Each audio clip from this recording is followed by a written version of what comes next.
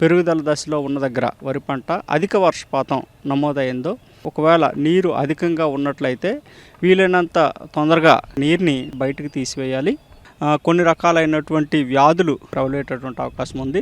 ఈ యొక్క పాము పొడ తెగులు ఆశించినప్పుడు దీని నివారణకి 1 మిల్లీలీటరు ప్రోపికొనజోల్ అనే మందును కానీ, లేదంటే 2 మిల్లీలీటర్ల హెక్సాకొనజోల్ అనే మందును కానీ, లేదంటే 2 మిల్లీలీటర్ల వాలిడామైసిన్ అనే మందును కానీ లీటర్ నీటికి చొప్పున కలిపి పిచికారి చేసుకోవాలి. అగ్గి తెగులు ఆశించినట్లయితే ట్రైసైక్లోజోల్ అనే మందుని 0.6 గ్రాములు లీటర్ నీటికి చొప్పున కలుపుకొని పిచికారి చేసుకోవాలి.